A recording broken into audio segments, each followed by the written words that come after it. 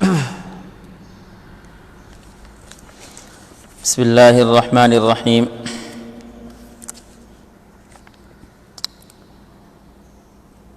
نماز on line course چل رہا ہے اور اب تک الحمدللہ کل 9 سبق ہو چکے ہیں، جس میں ہم نے خشوع خضوع حاصل کرنے کے 8 طریقے، اس کے ساتھ ساتھ نماز فجر اور نماز ظہر کی اہمیت، اور اس کے ساتھ تکبیر تحریمہ، قرات، قیام، رکوع، سجود، یہ فرائض ہم نے پڑھ لیے ہیں، اور ان فرائض کے حوالے سے چند چیدہ اور موٹے موٹے مسئلے مسائل جو زیادہ ضروری اور اہم تھے وہ بھی ذکر کیے گئے ہیں۔ آج کے سبق میں ہم خشوع خضوع حاصل کرنے کا 9واں طریقہ، قاعدہ اولیٰ کا طریقہ اور حکم، التحیات کا ترجمہ اور تشریح، قاعدہ اولیٰ سے متعلق چند اہم مسائل، اور اس کے علاوہ ہم التحیات میں انگلی کا اشارہ کب اور کیسے کرنا ہے، یہ چند عنوان پر ہم بات کریں گے۔ دعا کریں اللہ رب العزت ہمارے اس آن لائن نماز کورس کے پروگرام کو اپنی بارگاہ میں قبول فرمائے اور ہم سب کو اس پر عمل کرنے کی توفیق نصیب فرمائے، وضو اور نماز سنت طریقے کے مطابق پڑھنے کی توفیق نصیب فرمائے، اور زیادہ سے زیادہ اس کورس سے ہمیں فائدہ حاصل کرنے کی توفیق نصیب فرمائے۔ پہلے بھی یہ بات ذکر کی گئی تھی کہ کئی سارے احباب اس کورس سے فائدہ حاصل کر رہے ہوں گے، تو جو احباب اس کورس سے فائدہ حاصل کر رہے ہیں، سن رہے ہیں، فائدہ ہو رہا ہے، تو وہ اپنا نام، پتہ اور فون نمبر کمنٹس میں شیئر کر دیں تاکہ ہم اس کو سیو کر لیں۔ آئندہ اگر کبھی ہم کوئی اس طرح کے پروگرام اور کورس کروائیں تو آپ کو پہلے سے مطلع کر دیا جائے۔ خشوع خضوع حاصل کرنے کا 9واں طریقہ، نماز میں دھیان اور توجہ حاصل کرنے کا 9واں طریقہ یہ ہے کہ انسان جو فرائض کے علاوہ سنت مؤکدہ ہیں ان کو ادا کرنے کا اہتمام کرے۔ سنن مؤکدہ تاکید سے ہے، یعنی وہ سنتیں جن کو پڑھنے کی تاکید آئی ہے۔ آپ علیہ الصلاۃ والسلام نے ان سنتوں کی ادائیگی میں تاکید فرمائی ہے، ہمیشہ پڑھی ہیں۔ ان سنتوں کو ادا کرنے کا، پڑھنے کا انسان اہتمام فرمائے۔ کیوں؟ اس لیے کہ جب انسان نماز پڑھنے کے لیے آتا ہے، فرض ادا کرنے کے لیے آتا ہے، تو انسان کا ذہن، دھیان یہ دنیاوی مشغولیات میں مصروف ہوتا ہے، دنیا کے کاموں میں مصروف ہوتا ہے، تو اگر ڈائریکٹ آ کر یہ نماز ادا کرے گا، فرض پڑھے گا، تو اس کا دھیان اور توجہ نماز کی طرف نہیں ہوگی بلکہ اس کا ذہن بھٹکا رہے گا۔ اسی وجہ سے علماء بعض یہ فرماتے ہیں کہ نماز سے پہلے سنت پڑھنے کا حکم دیا گیا ہے، اس کا ایک مقصد یہ بھی ہے کہ ان سنت پڑھنے کی وجہ سے انسان کچھ نہ کچھ فرائض کے لیے تیار ہو جاتا ہے، ذہن حاضر ہو جاتا ہے۔ جو ذہن منتشر ہوتا ہے، خیالات آئے ہوئے ہوتے ہیں، ذہن بھٹکا ہوا ہوتا ہے، وہ سارے کے سارے خیالات سنتوں میں ختم ہو جاتے ہیں، تو پھر انسان فرائض اطمینان سکون سے ادا کر سکتا ہے۔ اور ایک بزرگ کے بارے میں جیسے کہ آتا ہے، پہلے ہی بتایا گیا کہ ایک بزرگ فرماتے ہیں کہ میں جب نماز پڑھنے کے لیے جاتا ہوں تو کوشش کرتا ہوں کہ نماز سے 10 منٹ پہلے میں مسجد میں جا کر سکون سے بیٹھ جاؤں، تاکہ اپنے آپ کو میں نماز کے لیے فرض ادا کرنے کے لیے تیار کر لوں۔ تو یہ سنت مؤکدہ ادا کرنے کا جو اہتمام کیا جاتا ہے، تاکید جو آئی ہے، اس کی ایک وجہ یہ بھی ہے کہ انسان فرائض کے لیے اپنے آپ کو تیار کر لے۔ تو اس کی وجہ سے انسان کو فرائض میں خشوع خضوع حاصل ہوگا، انسان کو اطمینان حاصل ہوگا۔ اور حدیث پاک میں آپ علیہ الصلاۃ والسلام نے ایک حکم یہ بھی دیا ہے کہ آپ علیہ الصلاۃ والسلام نے فرمایا فجر کی سنتوں کے بارے میں، لا تدعوہما ولو طاردتکم الخیل، کہ فجر کی سنتیں تم بالکل بھی نہ چھوڑنا اگرچہ تمہیں گھوڑے روند جالیں۔ یعنی فجر کی سنتوں کا اتنا اہتمام کرنا کہ اگر فجر کی سنتیں پڑھنے میں، ان کی ادائیگی میں تمہیں گھوڑوں سے بھی کیا ہے خطرہ مول لینا پڑے تو تم خطرہ مول لے لینا، لیکن فجر کی سنتیں نہ چھوڑنا۔ اتنا اہتمام کرنے کا حکم دیا جا رہا ہے۔ وجہ اس کی یہی ہے کہ جب انسان سنت پڑھ لیتا ہے تو سنت پڑھنے کے بعد پھر نماز کی طرف انسان آتا ہے، فرض کی طرف آتا ہے تو اہتمام اور سکون اطمینان سے فرض ادا کر سکتا ہے۔ تو ایک فائدہ تو یہ ہوتا ہے کہ جو دل میں خیالات بھٹکے ہوئے ہوتے ہیں وہ ختم ہو جاتے ہیں۔ دوسرا فائدہ یہ کہ آپ علیہ الصلاۃ والسلام نے سنت پڑھنے کا حکم دیا ہے اور اتنی تاکید فرمائی ہے کہ فجر کے سنتیں پڑھنے میں اگر تمہیں گھوڑے کے روندنے کا خطرہ بھی ہو تو تم اس کا بھی خیال نہ کرنا، لیکن فجر کی سنت نہ چھوڑنا۔ اسی طرح ایک حدیث میں آپ علیہ الصلاۃ والسلام نے فرمایا، من صلی اثنتی عشر رکعۃ فی یوم واحد ولیلۃ بنی لہ بیتا فی الجنہ، کہ جو آدمی 12 رکعتیں سنت کے حوالے سے 12 رکعتیں سنتیں دن رات میں پڑھے گا، اللہ رب العزت اس شخص کے لیے جنت میں ایک گھر بنائیں گے۔ جو آدمی 12 رکعتیں سنتیں ادا کرنے کا اہتمام کرے گا، اللہ رب العزت اس شخص کے لیے جنت میں گھر بنائیں گے۔ بنی لہ بیتا فی الجنہ، اس سنت کے اہتمام پر اللہ رب العزت جنت میں اس کا محل تیار فرمائیں گے۔ اب وہ سنتیں 12 رکعتیں کون سی ہیں؟ 2 رکعت فجر کی سنتیں، 4 رکعت ظہر سے پہلے کی سنتیں، 2 رکعت ظہر کے بعد کی سنتیں، 2 رکعت مغرب کے بعد کی سنتیں، 2 رکعت عشاء کے بعد کی سنتیں۔ یہ وہ سنتیں ہیں جو سنتیں مؤکدہ ہیں، جن کے ادا کرنے کا حکم دیا گیا ہے۔ اور ایک حدیث میں آیا کہ کل قیامت کو جب انسان اللہ کی عدالت میں پیش ہوگا تو سب سے پہلے فرائض کے بارے میں سوال کیا جائے گا۔ اگر اس آدمی کے فرائض مکمل نکل آئے، مکمل کا مطلب یہ کہ جس طرح فرض ادا کرنے کا حکم دیا ہے، فرض انسان فرائض، واجبات، سنن، مستحبات کے مطابق آپ علیہ الصلاۃ والسلام کے طریقے کے مطابق نماز ادا کرے گا، مکمل کا مطلب یہ۔ تو اگر اس انسان کے فرض مکمل نکل آئے تو پھر اس انسان سے اگلے سوال کیے جائیں گے، اور اگر فرائض میں کمی ہو تو پھر حکم ہوگا کہ اس کے نامہ اعمال میں چیک کرو کہ اس کے نامہ اعمال میں نوافل اور سنت اعمال ہیں، اگر ہوں گے تو پھر سنتوں سے اس کے فرائض کی کمی کو پورا کیا جائے گا۔ تو اس لیے سنت کا اہتمام کرنا چاہیے۔ سنت کے اہتمام کی وجہ سے انسان کے جو ذہن میں خیالات بھٹکے ہوئے ہوتے ہیں وہ ختم ہو جاتے ہیں اور نماز میں خشوع خضوع سکون حاصل ہوتا ہے۔ اور ہم تو یہ چاہ رہے ہیں، ہم تو اسی لیے یہ کورس کر رہے ہیں کہ نماز میں سکون کس طرح آئے گا، جو ہمارے خیالات بھٹکے ہوئے ہوتے ہیں نماز میں وہ کس طرح ختم ہوں گے، نماز میں خشوع کس طرح حاصل ہوگا، تو اسی کے ہم طریقے پڑھ رہے ہیں۔ تو ان طریقوں میں سے ایک طریقہ جو علماء نے ذکر کیا وہ یہ کہ انسان سنن کا اہتمام فرمائے، سنت مؤکدہ کا اہتمام فرمائے۔ نمبر 2، فجر کی سنت کے حوالے سے یہ بات بھی ذہن رکھیں، چونکہ بات آئی ہوئی ہے سنت کی، کہ بسا اوقات فجر کی سنت ادا کرنے میں ہم یہ غلطی کرتے ہیں کہ فجر کی سنتیں ہم آ کر مسجد میں صف کے درمیان میں کھڑے ہو کر ادا کرنا شروع کر دیتے ہیں۔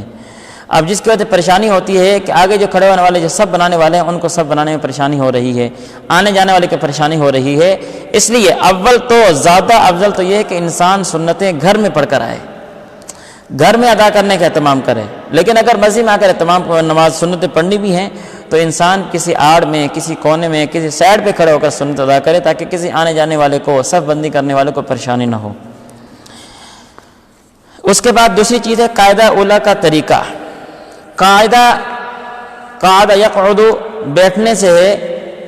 2 رکعت نماز پڑھنے کے بعد جو تشہد میں بیٹھا جاتا ہے اس کو قاعدہ کہتے ہیں۔ پھر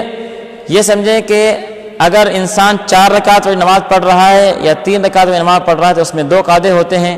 ایک قاعدہ اولیٰ ہوتا ہے، دوسرا قاعدہ اخیرہ ہوتا ہے۔ 2 رکعت نماز پڑھ رہا ہے تو اس میں تو ایک ہی قاعدہ ہوتا ہے۔ آج ہم جس قاعدے کی بات کر رہے ہیں وہ قاعدہ ہے جو 3 رکعت یا 4 رکعت والی نماز میں پہلا قاعدہ ہوتا ہے، قاعدہ اولیٰ جسے کہا جاتا ہے۔ اس کا طریقہ کیا ہے، اس کا حکم کیا ہے۔ پہلے تو یہ بات سمجھیں کہ جو قاعدہ اولا ہے یہ قاعدہ اولا واجب ہے، فرض نہیں ہے۔ ہم نے نماز کے فرائض پڑھے، نماز کے فرائض میں سے ایک فرض رہ گیا ہے قاعدہ اخیرہ، وہ انشاءاللہ ہم اگلے سبق میں پڑھیں گے۔ تو فرائض وہ تکبیر تحریمہ ہے، قرات ہے، قیام ہے، رکوع ہے، سجدے ہیں، یہ فرائض ہم نے پڑھ لیے ہیں۔ چھٹا جو فرض ہے وہ قاعدہ اخیرہ ہے۔ تو ہم فرض قاعدے کی نہیں بات کر رہے ہیں بلکہ اس قاعدے کی بات کر رہے ہیں جو قاعدہ واجب ہے، قاعدہ اولا ہے۔ تو اس قاعدے کا طریقہ یہ، قاعدہ اولا کا طریقہ یہ ہے کہ 2 رکعت نماز پڑھنے کے بعد ہم نے قاعدہ اولا میں جو بیٹھنا ہے اس کے بیٹھنے کا وہی طریقہ ہے جو 2 سجدے کے درمیان بیٹھنے کا طریقہ ہے۔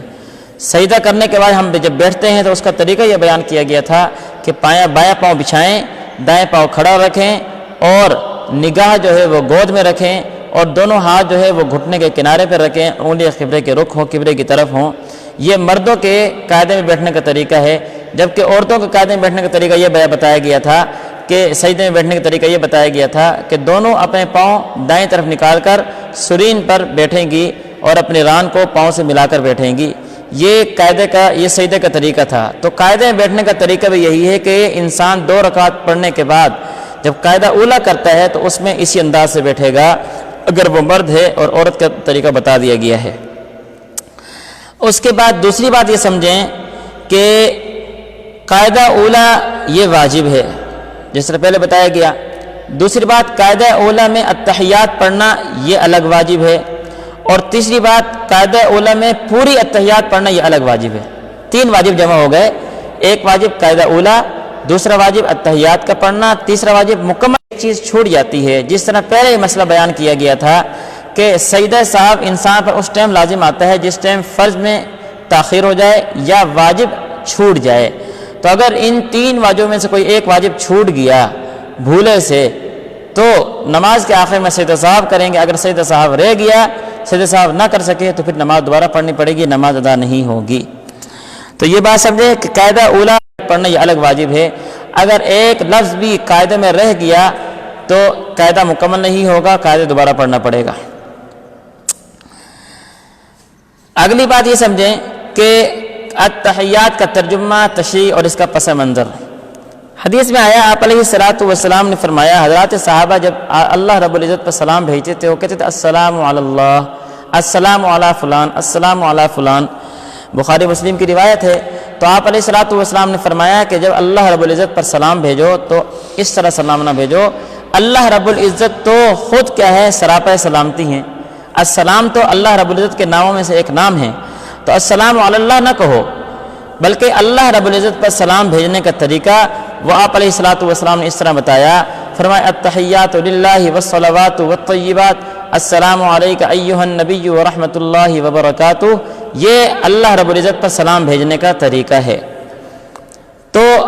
یہ ہمیں طریقہ بتایا گیا، اور پھر آگے آپ علیہ السلام نے فرمایا کہ جو آدمی التحیات للہ والصلوات والطیبات، السلام علیک ایھا النبی ورحمۃ اللہ وبرکاتہ، السلام علینا وعلی عباد اللہ الصالحین، یہ مکمل پڑھ لیتا ہے تو اللہ رب العزت اس کی وجہ سے روئے زمین پر جتنے بھی اللہ کے نیک بندے موجود ہوتے ہیں سب پر اس کا اثر ہوتا ہے۔ تو یہ ہمیں باقاعدہ اللہ رب العزت پر سلامتی، اللہ سے سلام و کلام کرنے کا طریقہ سکھایا ہے۔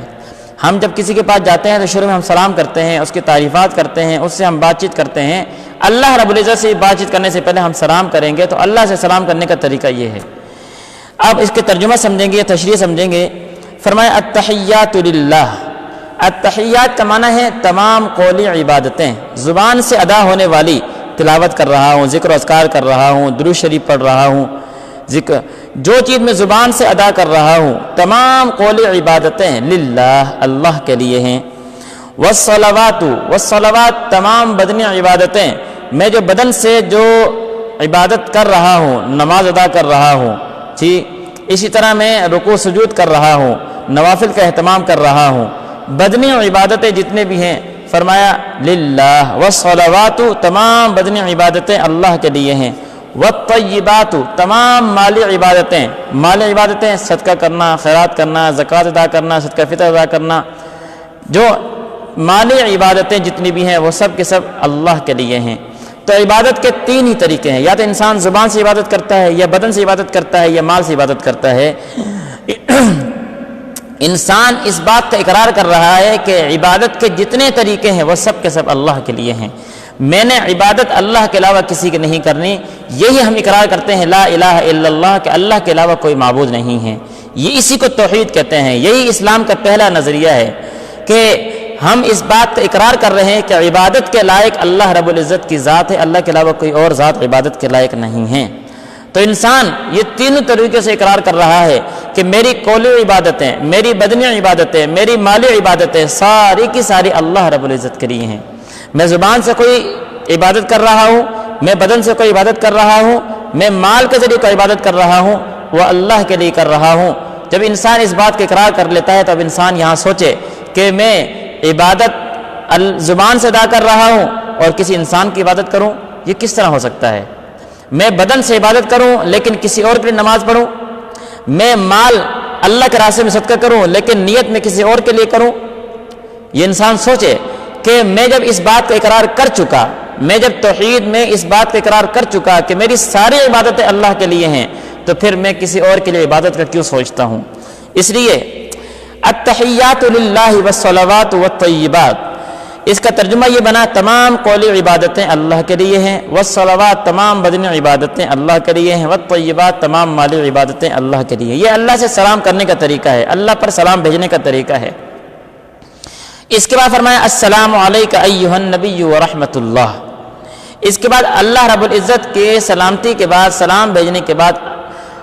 نبی علیہ الصلوۃ والسلام، آپ صلی اللہ علیہ وسلم پر سلام بھیجنے کا طریقہ سکھایا جا رہا ہے۔ اور یہاں پر دوسری بات یہ بھی سمجھا دی گئی ہے کہ اللہ رب العزت پر جس طرح اللہ کی عبادت کرنا اور اللہ کا شکر ادا کرنا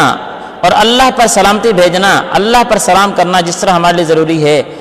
دنیا کی جتنی نعمتیں ہمیں مل رہی ہیں وہ سب کے سب آپ علیہ الصلوۃ والسلام کا صدقہ ہے۔ تو ہم آپ علیہ الصلوۃ والسلام کا شکر بھی ضرور بجا لے کر آئیں۔ جہاں ہم اللہ رب العزت کا شکر ادا کرتے ہیں،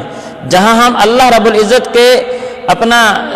العزت کے سامنے اس کی نعمتوں کا شکر کرتے ہیں، اس کے ساتھ ساتھ ہم آپ علیہ الصلوۃ والسلام پر بھی سلام بھیج کر آپ علیہ الصلوۃ والسلام کا بھی شکر ادا کریں کہ مجھے جو کچھ مل رہا ہے وہ آپ علیہ الصلوۃ والسلام کے صدقے اور طفیل مل رہا ہے۔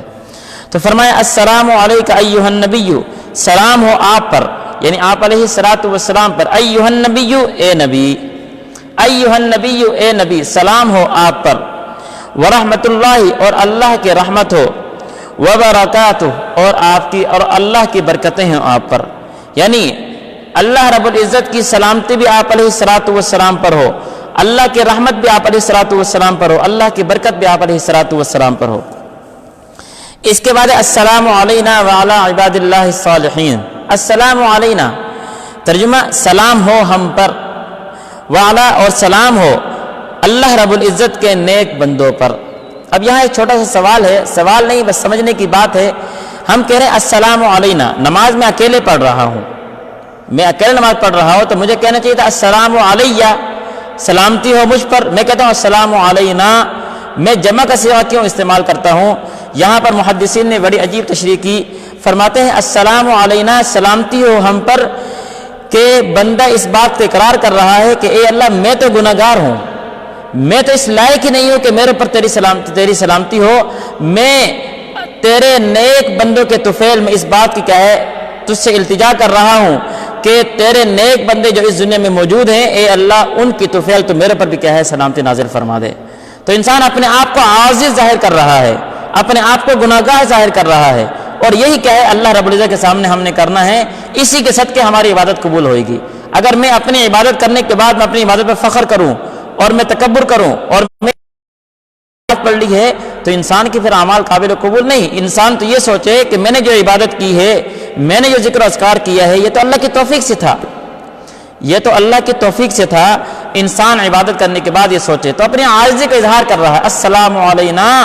کہ میں نے السلام علیہ نہیں کہا کہ میں تو گناہ گار ہوں، میں تو اس لائق نہیں کہ میں اپنے لیے سلامتی کی دعا کروں، میں السلام علینا، اے اللہ اپنے نیک بندوں کے طفیل تو میرے پر بھی سلامتی نازل فرما، وعلی عباد اللہ الصالحین، اور اللہ کے نیک بندے جو ہیں ان پر بھی اللہ سلامتی نازل فرما۔ اور عجیب بات ہے کہ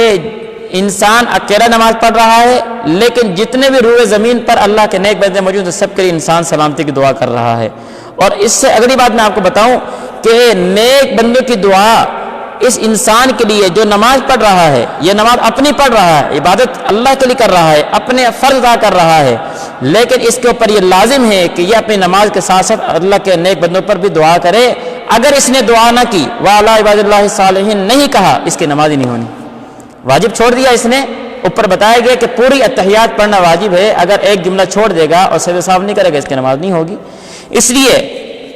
اللہ کے نیک بندوں پر انسان کیا ہے سلامتی کی دعا کرتا ہے، تو کیوں نہ انسان خود بھی اس بات کا اہتمام کرے کہ میں اللہ کے نیک بندوں میں شامل ہو جاؤں، میں وہ اعمال کروں جس کی وجہ سے نماز کوئی اور پڑھے اور دعا میرے لیے ہو رہی ہو۔ تو فرمایا السلام علینا وعلی عباد اللہ الصالحین۔ اس کے بعد پھر کلمہ بتایا گیا اشہد ان لا الہ الا اللہ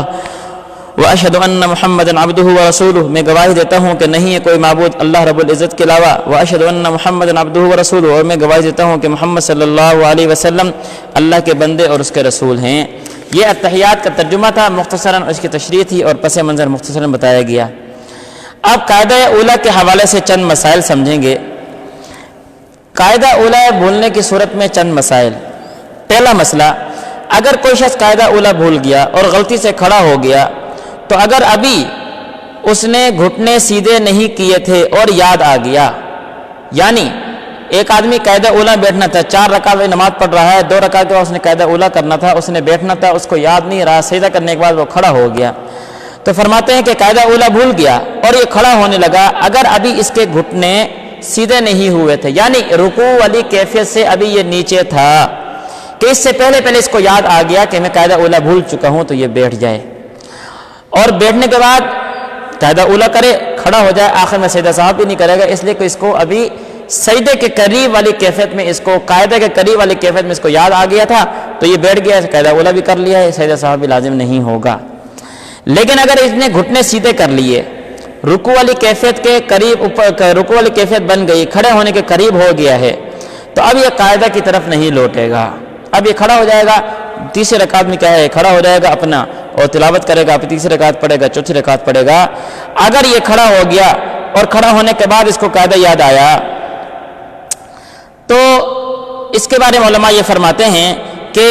سیدھا کھڑا ہونے کے بعد اگر اس کو قاعدہ یاد آیا ہے تو اب یہ قاعدہ اولیٰ کی طرف نہیں آئے گا، بلکہ یہ تیسری رکعت چوتھی رکعت مکمل کرے گا، مکمل کرنے کے بعد آخر میں سجدہ صاحب کرے گا، سجدہ صاحب اس کی نماز درست ہو جائے گی، اس لیے کہ قاعدہ اولیٰ واجب تھا، واجب چھوٹنے سے سجدہ صاحب لازم آتا ہے، وہ اس نے کر لیا، اس کی نماز درست ہو گئی ہے۔ لیکن اگلا مسئلہ کہ یہ قاعدہ اولیٰ بھولنے کے بعد کھڑا ہو گیا، کھڑا ہونے میں اس کو یاد آیا کہ میں تو قاعدہ اولیٰ بھول چکا ہوں، اور یہ واپس آ گیا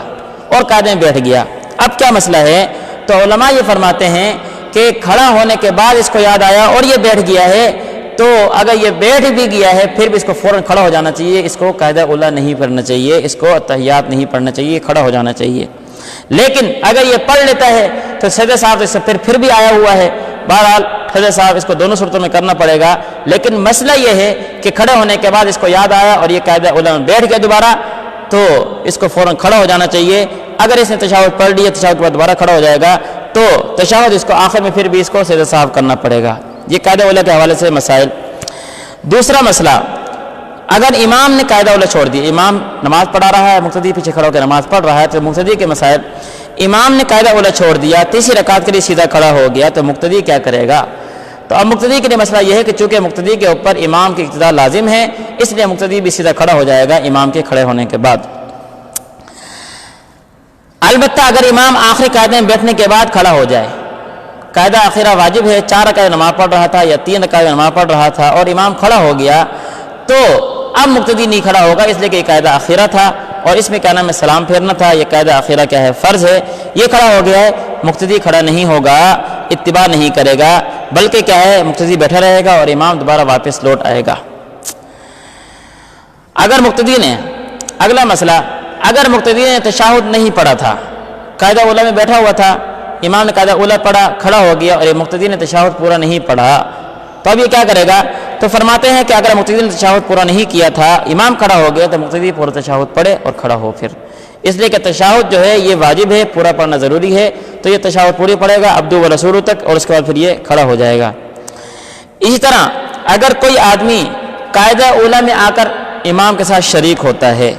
امام نماز پڑھا رہا تھا, امام قاعدہ اولا میں بیٹھا ہوا تھا, مقتدی وضو کر کے آیا اور امام کے ساتھ نماز میں شریک ہوا قاعدہ اولا میں آ کر,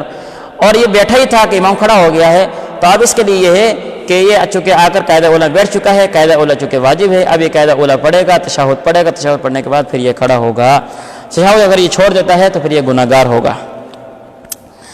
اسی طرح اگر امام نے قاعدہ آخرہ میں سلام پھیر دیا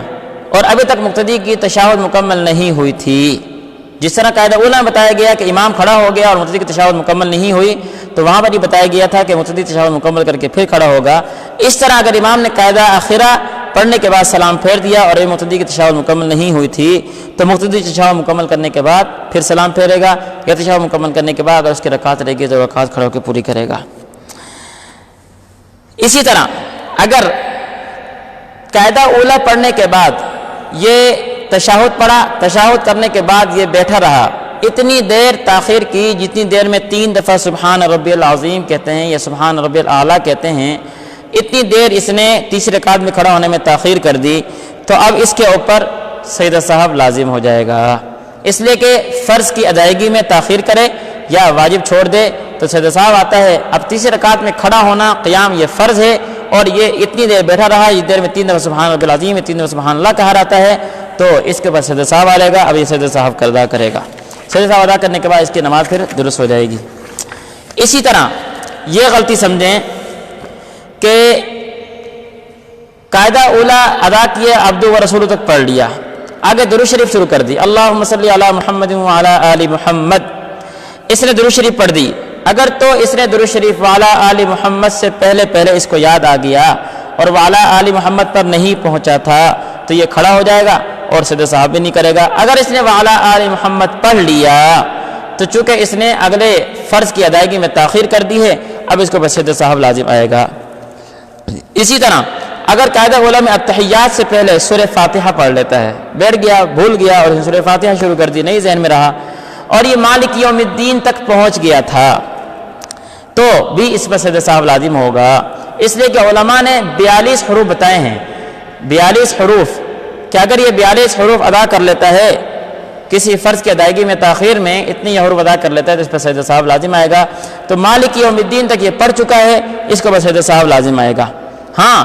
یہ بات ہے فرائض کی سنت مؤکدہ کی, اگر نوافل میں یا سنت غیر مؤکدہ میں عبد و رسول تک آگے کیا ہے التحیات اخیر تک پڑھ لیتا ہے تو پھر کوئی حرج نہیں ہے, سجدہ صاحب لازم نہیں آئے گا. فرض میں اور سنت مؤکدہ میں حصہ کرے گا, پھر سنت مؤکدہ ہے, فرائض ہیں, فرائض میں کیا ہے پھر فرض میں تاخیر ہو جاتی ہے, اس لیے یہاں پر سجدہ صاحب لازم آ جائے گا. اسی طرح التحیات کی جگہ ثنا پڑھ دی, یا ثنا کی جگہ التحیات پڑھ دی, یا سورہ فاتحہ کی جگہ التحیات پڑھ دی, التحیات کی جگہ سورہ فاتحہ پڑھ دی. اگر سورہ فاتحہ شروع کرنے سے پہلے ثنا کی جگہ اس نے التحیات پڑھ دی ہے, یا قرأت شروع کرنے سے پہلے التحیات پڑھ لی, تو سجدہ صاحب واجب نہیں ہے, سجدہ صاحب لازم نہیں ہوگا. لیکن اگر سورہ فاتحہ کی جگہ یا سورہ فاتحہ کے بعد سورت پڑھنے کی جگہ التحیات پڑھ دی تو سجدہ صاحب لازم ہو جائے گا. اس لیے کہ ثنا پڑھنا واجب نہیں ہے, ثنا پڑھنا سنت ہے, مستحب عمل ہے. تو اس کے بعد اس نے فاتحہ پڑھی تھی, تو اس نے مستحب اور سنت کی جگہ پر اس نے اگر التحیات پڑھ لی ہے تو کوئی حرج نہیں, سجدہ صاحب نہیں آئے گا. اگر اس نے سورہ فاتحہ کی جگہ تحیات پڑھ دی ہے تو سورہ فاتحہ یعنی مطلق قرات کریں دیکھیں گے تو مطلق قرات فرض ہے, فرض میں تاخیر کر رہا ہے. اور اگر سورہ فاتحہ کو دیکھتے ہیں تو سورہ فاتحہ پڑھنا واجب ہے, تو واجب کی ادائیگی میں تاخیر کر رہا ہے, اس نے واجب کی جگہ تحیات پڑھ لی ہے, تو اس لیے سورہ فاتحہ کی جگہ تحیات پڑھ لیتا ہے, یا سورہ فاتحہ پڑھنے کے بعد سورت کی جگہ تحیات پڑھ لیتا ہے. دونوں صورتوں میں سجدہ صاحب لازم ہوگا, اور سجدہ صاحب کرنے کے بعد اس کی نماز درست ہو جائے گی. اس طرح اگلی بات تحیات میں انگلی کا اشارہ کب اور کیسے کریں گے. جب انسان تحیات میں بیٹھتا ہے تو تشہد پڑھنے کے بعد جب پڑھ کر اٹھاتا اشہد اللہ کلمہ پڑھتا ہے, تو اشہد اللہ جب پہنچے گا, اشہد اللہ پر پہنچے گا تو یہ حلقہ بنا لے گا, اس طرح یہ حلقہ بنا لے گا اور یہ انگلی کو یہاں رکھ لے گا اور یہ 2 انگلیاں بند کر لے گا. اس طرح رکھنے کے بعد جب یہ اللہ پر پہنچے گا تو یہ انگلی کھڑا کر دے گا اور الا اللہ پر انگلی گرا دے گا. اشہد اللہ الہ الا اللہ پر آ کر یہ انگلی گرا دے گا. یہ اشارے کا طریقہ ہے. اور پھر اس کے بعد جب یہ تشہد پڑھ لے, اشہد اللہ الہ الا اللہ پڑھ لے, تو ہاتھ سیدھے نہ کرے بلکہ آخر تک حلقہ بنا کر رکھے. یہ ہاتھ سیدھے کر لینا اور کیا ہے حلقہ ختم کر دینا, یہ خلاف سنت ہے, یہ ٹھیک نہیں ہے.